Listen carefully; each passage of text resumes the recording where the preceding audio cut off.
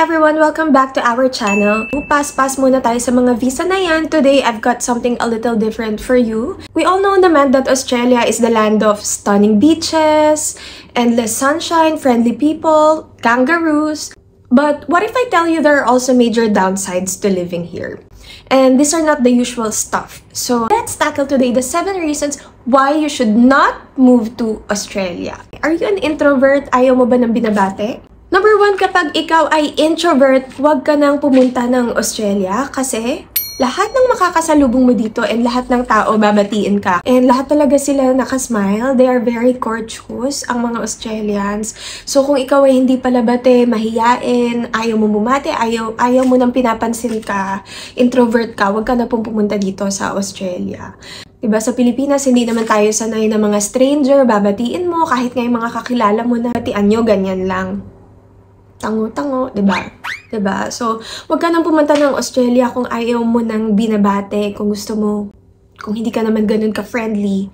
Kung ayaw mo maging friendly and you don't like friendly people. Number 2, security.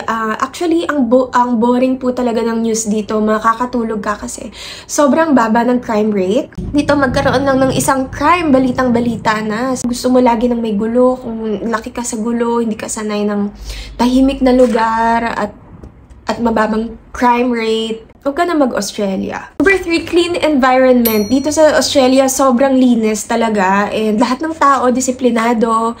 So, kung hindi ka disiplinado and tamad ka magtapon ng iyong mga basura sa mga tamang tapunan at tinatamad kang maghanap ng basurahan, huwag ka na pong pumunta ng Australia. Kasi baka ma-fine ka lang kapag ikaw ay nagdumi kahit saan. Number 4, if you don't want work-life balance, kapag mahilig ka sa overtime, huwag ka nang magpunta ng Australia. Kasi, dito, the work-life balance is very strict. Meron din namang mga overtime, but very rare.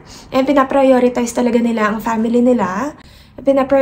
Pinaprioritize talaga nila ang work-life balance dito. So, kapag mahilig ka sa overtime, and gusto mo magkaroon ng OT pay all the time, depende pa rin po yan sa job, but very strict sila sa work-life balance dito. Ang aga nga po nagsasara ng mga shops dito, lalo na sa mga shopping center, lalo na every Sundays, kasi po, lagi silang may family time, especially during weekends. So, kung mahilig ka mag-OT and workaholic ka, you have to think about going to Australia.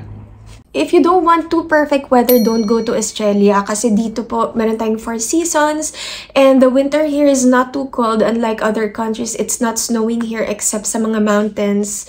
Medyo may pagka-harsh nga dito ang summer, but that's when you're under the sun. Pero kung nasa lilim ka and nasa loob ka ng isang establishment, hindi naman ganun kainit. Sa Pilipinas, halos all year round ay tag-init.